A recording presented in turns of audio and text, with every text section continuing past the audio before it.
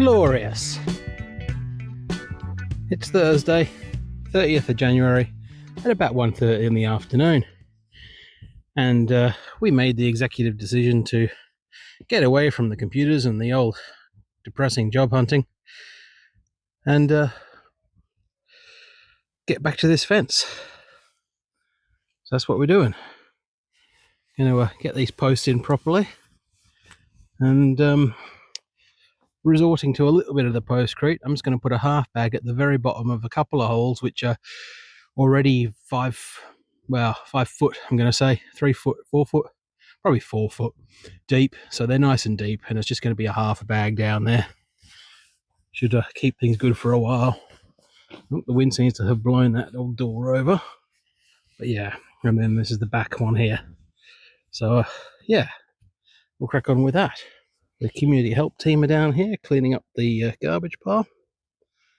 So that's good. That's good. Right. Cracking on. Well, it's 3:45 and we're packing up already. The sun has been playing hide and seek with the clouds. I'm a little guilty about putting some postcrete down there, but then again, the top of the postcrete's 900 mil below the ground level. I'll be surprised if anyone ever digs that deep other than people like me. So yeah, so a bit more trenching has been done. We're getting there with this fence. So this end down here is done as well. Just some bracing here to hold that post in place while the postcrete stuff down there, which is similarly deep, sets. Also jammed a brick down that one. There's no postcrete or brick on the front one. We will probably jam some bricks around that. We've got so much brick rubble. And I've put a couple of planks across the front there, which obviously also helps to brace everything in place. That's it for today. We're going to go home while the sun's still shining. Get back to the computers, unfortunately. That's such is life. And we'll see what the weather brings, and hopefully we'll come down and do a bit more on the weekend. Not a lot more to do here, really. Get this boxing done. We'll be putting a beam across there below where that just bracing timber is at the moment. Same down the end to box them off. And then a diagonal strain wire across, which will hold everything taut. And then we just put the strainer wires in the fence line. We'll see. And the posts, of course, the little skinny posts. Anyway, home time. Meet frankenmic. I've not had a lot of luck with the microphone setup I've been using, and luckily it came with 2 microphones. They've got tiny little 60 milliamp hour 3.7 cell lithium batteries in them, which charge off a USB port on the side. But the battery in this one discharged to 0.7 volts and it's totally useless. So I've wired in this battery from a vape found on the side of the road instead, and it seems to be working okay. You can hear me. I've tested that. So yeah, a little bit of repair work there and a slight Frankenstein battery microphone setup. But that's what we're using today to make sure it's all good and working. Anyway, it's just past 1 on Sunday, and we're down at the allotment, of course, in the polytunnel, just keeping an eye on things, checking things out. We do think there's we think there's bird damage going on with these things here. It's sort of torn chunks off the leaves. That looks like pigeons to me, or something similar. Around here, that could also be pheasants. It doesn't seem to be as bad as it was, so I think getting rid of the seeds might have helped. We are getting to a point in here. We need to recover some things. The wind's been blowing them around. We need to get ends on this polytunnel, really, to reduce the wind. But what we have is these choys down the side are looking like they're ready. We could do a outer leaf cropping from them. So that's good. We could get our first winter leaf crop. Some of these mustards are starting to power along a bit more with the slightly lengthening days. And I was worried for a while, but we do actually seem to have some sign of these soft neck garlics coming up. So that's good. I was concerned that they were just completely kaput. Oh, just tripping over some wood. One day this polytunnel won't be the wood store, and that'll be nice, won't it? It's a little windy out, so I'm just going to do a quick little run around.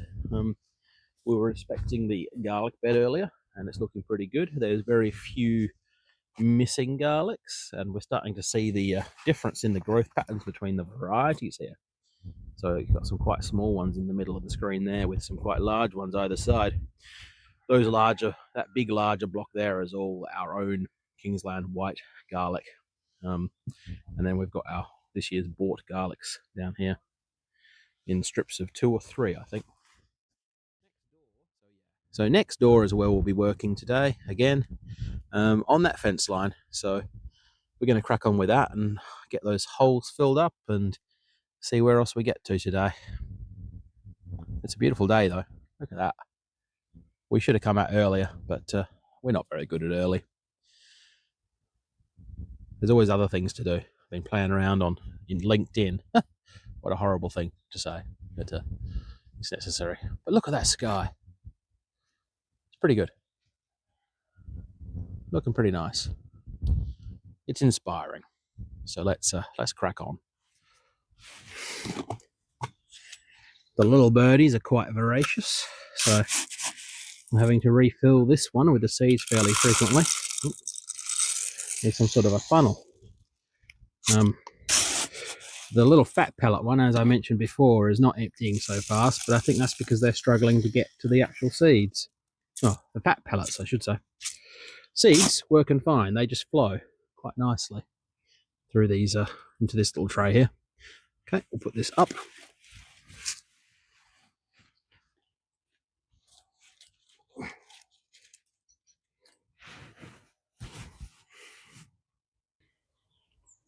As they say, proper preparation prevents piss poor performance, and today we did not have the proper preparation.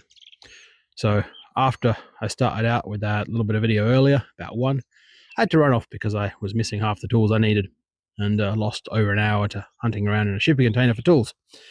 But we have some minor progress.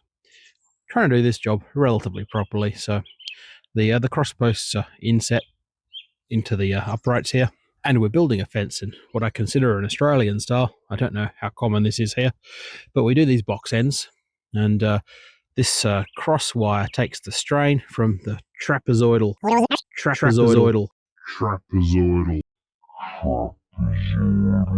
kind of deforming that might happen when you have the fences, the wires pulling in that direction, which would try to flatten this box and elongate that direction. So that wire there tightens that and stops it from wanting to tip over towards the direction of the strain. And we have this here through that wire there, and you spin that around and it just sort of holds up against there to hold the strain. And you can sort of use that occasionally to restrain it if you need to. I do like tying these little wire knots. They're not the best ones I've ever done, but when I was a kid, well, between high school and uni, did some work in some vineyards down in Margaret River, and did a lot of fence work, and mostly vineyard trellises, which were built along the same principles. Big blocks at the ends and strainer wires on the blocks, and very taut wires down the length. And the ends are what held it together, basically. And then we had posts all the way along, which were pretty much just for vertical stability. But so I've done this end too. Same thing. Inset that slightly. Haven't got a box end strainer wire on this yet, but it's some progress. It could be worse. We're leaving these ones on for the moment, just while we get working on it and packed in, but they will go eventually. It should be more stable. But yes, okay. It's getting dark and cold now, and we're going to head off. Could have done more. It would have been nice to have at least had a strainer wire in, but oh well. And we this is the wire we're putting in. It's just a mesh. It does for keeping the rabbits out, and that's about it really. But it works for that. and the rabbits are probably one of the biggest menaces here. And because we do it sort of a good height, it does deter the little muntjacs and things like that as well. But unfortunately, it doesn't keep the birds out, which are the next big problem. But we'll be working on that in different ways. And one final thing before we head off, noticed on the way out, we've got some little snowdrops down here that I didn't know existed along the front fence line. So we'll have to mark them out and I think pull them up after they've flowered and find a new home for them. And Kathleen has just informed me that we have ume flowers up the back. So we'll pop up there and have a look at them as well. And look at all these buds. When this fully comes into flower, it will be relatively stunning. And as Kathleen mentioned, there we go. Can we get it to focus? Oh yeah, bit of light on it. It's not great light. I'll take a photo and we'll put that up. But yeah, look, that's our first ume flower of the season. This one, which is the Benichidori, I believe. Yeah, Benichidori, has this kind of bright pink flower. And this one's the Ume no Mama, which has a paler flower. You can just about see that on the buds there. But none of these have flowered yet. But this also, you can see how dense this flower will be when it comes out. So these are our quite beautiful little ume trees that we planted in the hope of one day getting some fruit out of them, but we don't know. And that's to make umeboshi, which is a Japanese pickled plum. The bulbs we put under these have yet to emerge, so fingers crossed. It'd be nice to see if they come up. They were fairly late planted, and I see we seem to have the sign of a critter. A critter hole. Bit of a mole activity going on there by the looks of it. Anyway, home time. Like I said before, it does take a while for us to leave this place sometimes.